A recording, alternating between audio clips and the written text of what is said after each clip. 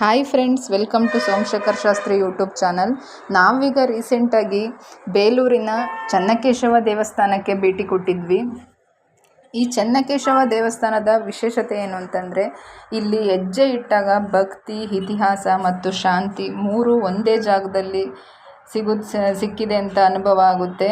ದೂರದೂರಿನಿಂದ ಭಕ್ತರು ಮತ್ತು ಪ್ರವಾಸಿಗರು ಇಲ್ಲಿ ಬಂದು ಆ ಸೌಂದರ್ಯವನ್ನು, ಆ ಸೊಬಗನ್ನು ಕಣ್ತುಂಬಿಕೊಂಡು ಆಶ್ಚರ್ಯ ಪಡ್ತಾರೆ.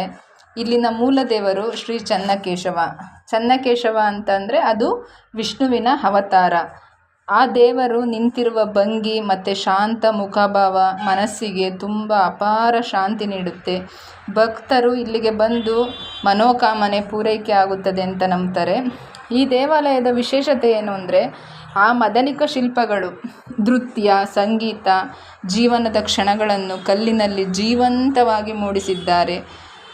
ಪ್ರತಿಬಿಂಬ, ಪ್ರತಿ ಗೋಡೆ, ಒಂದೊಂದು ಗೋಡೆನೂ ಸಹ ಒಂದೊಂದು ಕತೆ ಹೇಳುತ್ತೆ.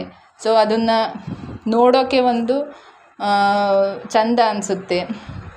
ಮತ್ತು ಅಲ್ಲಿ ಎಷ್ಟು ಆ ಕಲ್ಲಿನಿಂದ ಮಾಡಿರುವಂಥ ರಥಗಳಾಗಲಿ ಮತ್ತು ಶಿಲೆಗಳಾಗಲಿ, ಆಮೇಲೆ ಮತ್ತು ಏನೇನು ಈ ಶಿಲ್ಪಿಗಳೆಲ್ಲ ಕೆತ್ತಿದಾರಲ್ವ, ಅದು ಒಂಥರ ತಣ್ಣನೆ ವಾತಾವರಣನ ಮೂಡಿಸಿದೆ.